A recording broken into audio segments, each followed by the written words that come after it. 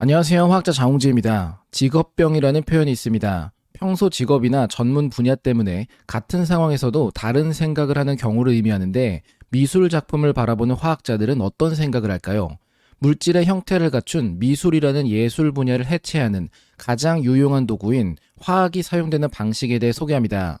명화에 감춰진 비밀과 관련된 가장 유명한 예시는 빛의 화가라고도 불리는 유럽 미술사에서 가장 위대한 화가이자 판화가 중 한 사람인 렘브란트 하르먼손 판 레인이 대표적입니다. 그의 작품 중 야경은 흔히 어두운 색채로 인해 국문 표기를 통해 밤 경치를 표현한 것으로 오인되기도 하지만 정확히는 야간 순찰 혹은 야간 경비 등을 의미합니다. 심지어 이 작품의 실제 명칭은 프란스 반닝코크와 빌럼 판 라이텐비르흐의 민병대라는 긴 제목이며 민병대가 자신들의 초상화를 렘브란트에게 의뢰해 탄생한 작품이었죠. 후에 밝혀지기로 이 작품은 원래 어두운 채색이 아닌 낮의 풍경이었다고 합니다. 당시 렘브란트가 사용했던 뼈를 탄화시켜 스케치용으로 활용했던 골탄을 추적하기 위해 뼈에 다량 함유된 칼슘의 신호를 비파괴 분석으로 스캔한 결과 어두운 배경 속에 감춰진 다양한 장면이 밝은 신호로 검출되었기 때문입니다. 이러한 X선 형광 원소 분석은 감춰진 스케치나 흔적을 찾아내는 것 외에도 작가의 초기 의도나 작업 과정에서의 수정을 찾아낼 수 있기 때문에 미술사학적으로도 흥미로운 이야깃거리를 던져줍니다. 예를 들어 그림 속 중앙에 위치한 상징적인 두 인물, 암스테르담 제2지구 민병대 중대장이었던 프란스 반닝코크와 그의 부관인 빌럼 판 라위텐비르의 사이에는 또 다른 검을 하나 더 그리려고 계획했던 것으로 추측되는 흔적이 발견됩니다. 그리고 우측 하단에 그려진 개는 렘브란트가 의도했던 것보다 더 밝게 표현된 것으로 해석됩니다. 물감이 달아 아래 스케치의 더 밝은 색 부분이 비쳐 보이기 때문입니다. 렘브란트의 작품이 변색된 것은 초상화를 의뢰했던 민병대 내무실에 걸어두었기 때문에 벽난로에서 발생하는 황 성분의 증기가 당시 백색 안료로 흔히 사용되며 질감 부여를 통한 임파스토 기법의 핵심이던 탄산납 성분인 연백과 반응해 검은색의 황화납으로 변화했기 때문입니다. 그리고 그 외에도 하나의 사건이 있었으니 1715년 이 작품이 시청으로 옮겨지는 동안 두 문 사이 벽에 걸 계획이었으나 크기가 맞지 않는다는 이유로 그림의 내 모서리 일부를 가위로 잘라냈다는 것입니다. 사라진 부분들에 대한 정보는 박물관에서 스케치를 통해 유추해 확인하였으며 AI 기술을 적용해 렘브란트의 화풍과 당시 사용된 색상과 안료 정보 등으로 복원 아닌 복원으로 만들어내 주위에 덧붙이는 작업이 이루어졌습니다. 이는 보편적인 미술품의 복원은 아니지만 역사적으로 소실된 정보를 함께 체험할 수 있게 한다는 데서 인공지능과 결합된 예술품 복원의 미래가 아닐까 생각됩니다. 사라진 정보가 무엇이고 어떤 이유로 이루어졌는지는 화학자들이 미술을 바라보는 가장 대표적인 관점입니다. 예를 들어 얀 다비드 헤임의 다양한 정물화 작품이 유명합니다. 꽃병에 담긴 꽃은 1768년 예카테리나 대제가 구입했던 것으로도 유명하며 현재는 상트페테르부르크의 에르미타주 박물관에 전시되어 있습니다. 이 작품의 유명한 부분은 정밀한 묘사와 달리 중앙에 노란색 꽃이 입체감이 느껴지지 않을 정도로 대충 뭉게 색칠한 것처럼 보인다는 것입니다. 이는 그의 다른 정물화 작품에서도 반복적으로 관찰되는 흥미로운 화풍인데 실제로는 화풍이 아닌 황색 안료인 웅황의 분해로 인한 손상입니다. 오피먼트는 황화 비소 성분을 갖는데 다양한 화학적 경로를 통해 변형이 가능합니다. 빛에 의해 직접 산화 비소로 분해될 수 있고 주위 다른 매질이 존재한다면 아비산염 수용액종으로 변화합니다. 추가적인 산화 반응으로 비산염으로 변화한다면 이동성이 높아 페인트층 사이를 이동하며 질감을 손상시키는 작용에 참여하게 되죠. 이처럼 다양한 변화 과정 모두가 작품에 손상을 주지 않는 광학적인 분석으로 확인이 가능합니다.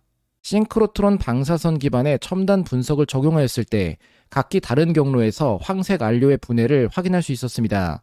건조 상태에서 빛에 의한 변화는 가장 잘 알려져 있었으며 이번에는 물이 미량 함유된 조건에서의 빛의 유무에 따라 다른 형태의 결과로 분해가 이루어짐이 확인됩니다. 결론적으로 당연히 자외선과 같은 고에너지의 빛은 작품을 손상시키며 빛으로부터 보호되었더라도 약간의 습기가 함유된다면 빛 없이도 특정 색상이 분해되고 이에 그치지 않고 페인트층 사이를 이동하며 모든 작품을 서서히 망가뜨리는 과정도 이해할 수 있었습니다. 아름다운 명화를 만드는데 가장 중요한 요소는 역시 색상의 유무입니다. 페르메이르의 그림이 아름다운 것은 선명한 파란색, 울트라마린의 사용이며 카라바조의 작품이 강렬한 것 역시 빛과 더불어 새빨간 안료의 활용 덕분이죠. 색에 대한 연구와 창조는 화학 분야에서 중요한 기점이 되어 왔습니다. 과거 특정 바닷고등에서 극미량 추출할 수 있던 안료는 보라색과 붉은색을 가장 값비싸고 고귀한 색으로 취급되도록 만들어 왔습니다. 17세기 화가 페테르 파울 루벤스의 작품 속에서도 헤라클레스와 그의 연인 타이러스가 개와 함께 해변을 산책하다 개의 턱에 묻은 조개의 체액이 보라색으로 변하는 것을 보고 이를 통해 염색을 시작하게 되었다는 전설을 그려 티리안 퍼플의 의미를 기록하기도 했으며, 바티칸 시스티나 성당 벽에 있는 미켈란젤로의 환상적인 프레스코와 최후의 심판의 중앙에는 보라색 옷을 입은 그리스도가 묘사되어 있어 보라색의 의미를 더욱 강조합니다.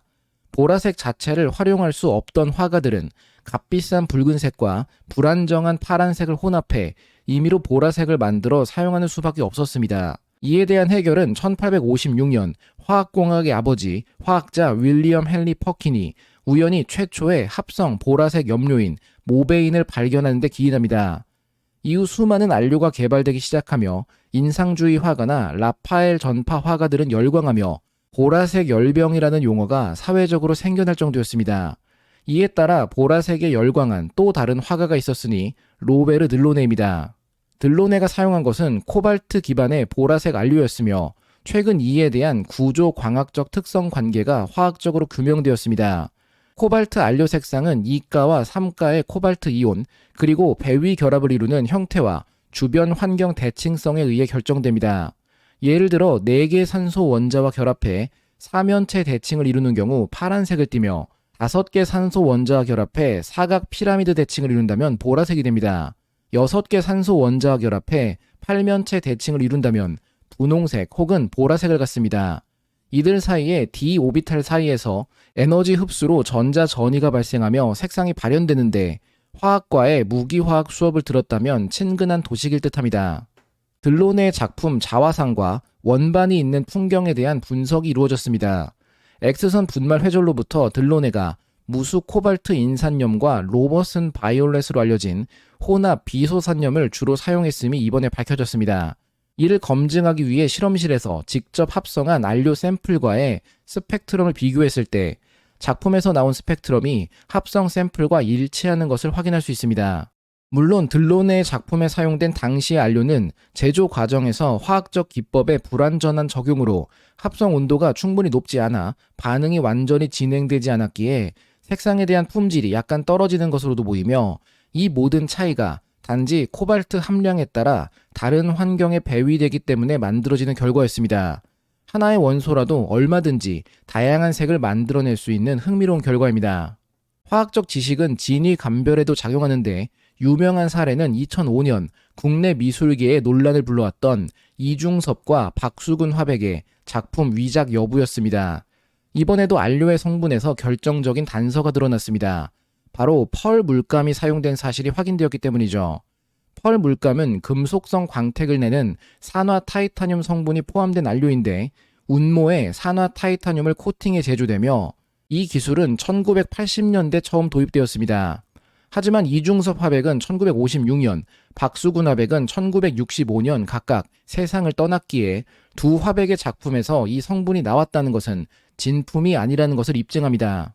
가장 최근 있었던 화학적인 미술 분석의 사례는 미국의 추상주의 화가이자 바닥에 펴놓은 화포에 페인트를 떨어뜨리는 드리핑 기법으로 유명해진 잭슨 폴록의 작품이었습니다. 그의 1948년작 넘버 1A에 나타난 파란색의 원인이 망가니즈 블루라는 사실이 확인되었기 때문입니다. 넘버 1A는 액션 페인팅과 드리핑 기법을 확립하고 회화의 새로운 가능성을 열었다는 점에서 현대 미술사적으로 매우 큰 의미를 갖습니다. 그리고 이 그림에 사용된 파란색 안료가 무엇인지 지금까지 아무도 알 수 없었죠.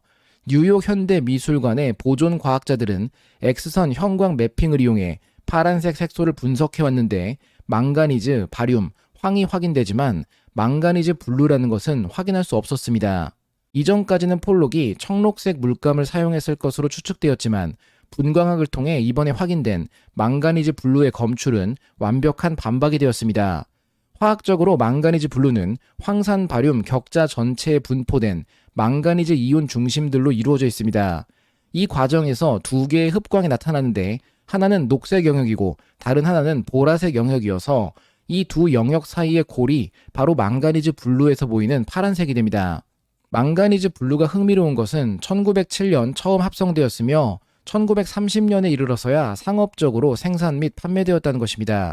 이후 예술과 보존 분야뿐만 아니라 건설업계에서도 시멘트 착색제로 널리 사용되었지만 제조 방식에 대한 환경 및 건강 문제로 1990년대 단종되어 이제는 사용할 수 없는 환상 속의 푸른 물감입니다. 이처럼 화학 분석은 가장 표면적인 명화의 정보를 넘어 그 아래 감춰진 비밀을 풀어낼 수 있기 때문에 예술을 바라보는 가장 근원적이고 해체주의적 방식이 될 수 있습니다. 화학 분석 전문가들이 박물관으로 진출하는 이유이며 화학 분야 진로 중 하나이기도 합니다. 결론입니다. 예술을 바라보는 방식은 다양하지만 미술 작품의 모든 것을 기초 단위로 해체하는 가장 과학적인 방법은 화학을 이용하는 것입니다. 화학 분석은 작품을 손상시키지 않는 범위에서 진위 감별부터 사용된 역사적 및 시대적 분석까지 모두 가능합니다. 그리고 새로운 안료의 개발은 예술적인 가능성을 넘어 커다란 시장으로 연결되기에 의외로 큰 돈이 되는 분야입니다.